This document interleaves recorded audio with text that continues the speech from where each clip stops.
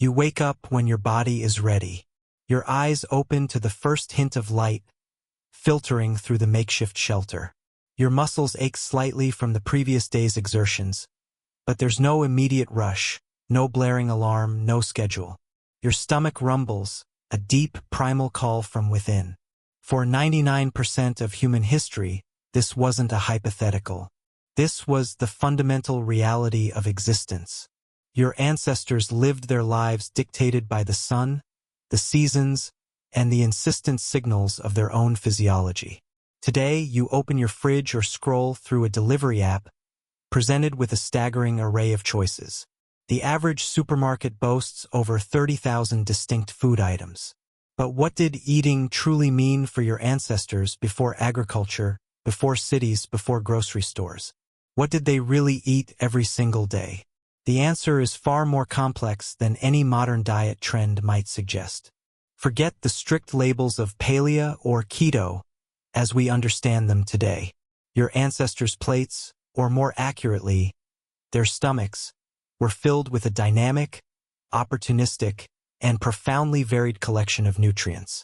It was a story of adaptation, of constant searching, and of profound understanding of their immediate environment. Their bodies were finely tuned instruments, perfectly adapted to extract sustenance from whatever the landscape offered. What vital fuel did their ancient brains and bodies crave most? Early hominins, the first upright walking human relatives, were already exploring a broader diet. As far back as 2.6 million years ago, evidence from sites like Gunna in Ethiopia reveals the earliest stone tools, known as Oldowan tools. These simple choppers and flakes weren't just for defense. They were for processing.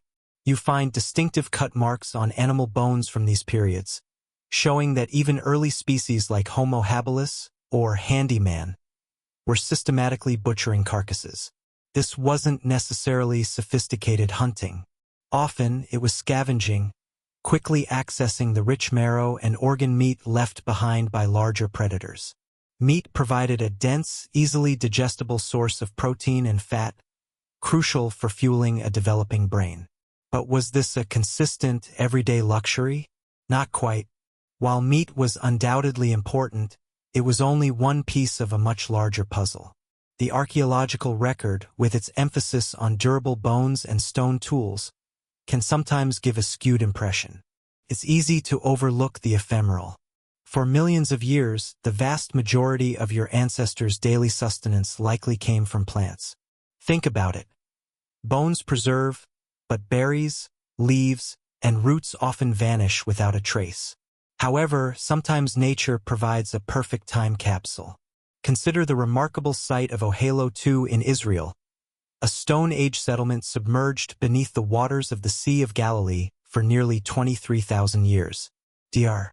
Danny Nadel and his team of archaeologists unearthed an astonishingly preserved snapshot of ancient life, including hearths, huts, and most importantly, an incredible array of plant remains.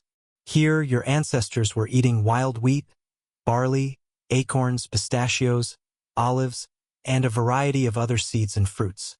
This wasn't just a handful of opportunistic snacks. It was a broad-spectrum diet, rich in diverse plant foods, showing a deep knowledge of the local botany. Your ancestors were foragers first, skilled botanists by necessity, understanding not just what was edible, but when and where to find it. Did they simply grab whatever looked appealing, or was there a deeper, inherited wisdom guiding their choices? Imagine yourself many tens of thousands of years ago. The first rays of dawn pierce the canopy of trees overhead. Your stomach growls, a hollow echo in the quiet morning air. There's no breakfast awaiting you, no pantry stocked with instant options. You join a small group, perhaps your immediate family or a broader clan, moving silently through the landscape. Your eyes scan the ground, the trees, the riverbanks, searching. A flash of movement in the undergrowth might reveal a small animal, a tortoise, perhaps, or a bird. Later, your keen senses might pick up the scent of ripe berries, or you might spot a patch of edible roots beneath the soil. This wasn't about 3 square meals a day. It was about constant, opportunistic intake, eating whenever and whatever was found. What would it truly feel like to listen to your hunger as an honest guide, rather than a clock or a habit? This constant search for sustenance, this deep engagement with the environment, also led to one of the most transformative shifts in human dietary history: the control of fire and the advent of cooking. Anthropologist Dr. Richard Wrangham, in his groundbreaking book, Catching Fire: How Cooking Made Us Human, argues that cooking was the critical evolutionary spark that set us apart. He posits that cooking breaks down tough plant fibers and animal tissues, effectively pre-digesting food before it even enters your body. This makes nutrients significantly more bioavailable, meaning your gut can extract more energy with less effort. This surplus energy, Wrangham suggests, was directly channeled into the growth of our increasingly large and complex brains. Archaeological evidence supports this profound shift. At sites like Kesim Cave in Israel, Homo heidelbergensis, an ancestor to both Neanderthals and modern humans, routinely used fire between 300,000 and 400,000 years ago. Dr. Rand Barkai and his team uncovered hearths filled with ash and heat-fractured animal bones, including those of fallow deer and wild cattle, clearly indicating habitual cooking. The fat and protein from cooked meat would have been a powerful energy boost. But cooking wasn't just for meat. Think about those tough roots and tubers. Raw, they are often indigestible or even toxic. Cooked, they become soft, palatable, and packed with easily accessible carbohydrates. Did learning to cook literally make your ancestors smarter, faster, and more successful? This brings us to a crucial counterintuitive twist. Many popular narratives about ancient diets assume they were almost exclusively carnivorous, or at least very low in carbohydrates. The image of the caveman gnawing on raw meat is pervasive. Yet, the evidence suggests a much more nuanced picture. Cooked carbohydrates, particularly from starchy tubers and roots, played a surprisingly significant role for many ancient human populations, long before the agricultural revolution. They weren't just surviving on berries and raw animal flesh. They were actively seeking out these calorically dense plant foods.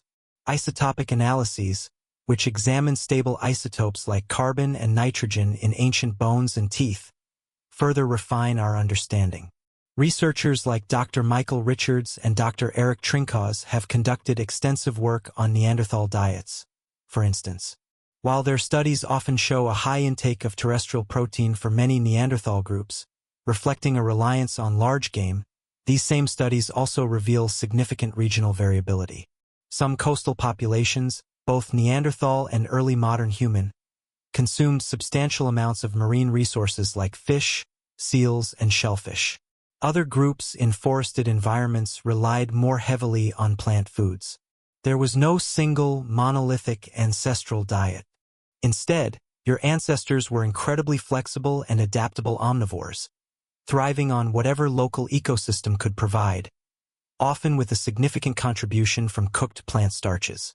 What does this incredible adaptability tell us about our own bodies today?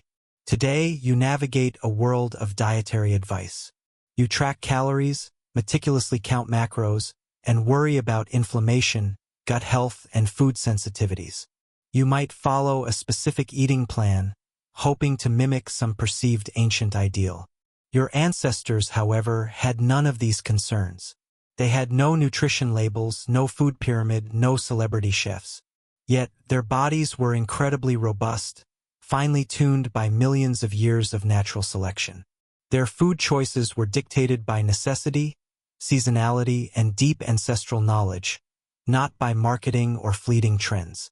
Their hunger was an honest guide, a direct signal from their physiology, not a craving manufactured by ultra-processed foods. What has this modern abundance, this endless choice, truly cost your relationship with food, with your body, and with the ancient wisdom still held within you? From the earliest dawn, your body listened to the land, to the seasons, to the deepest, most fundamental call of hunger. And it still remembers what it truly means to be fed.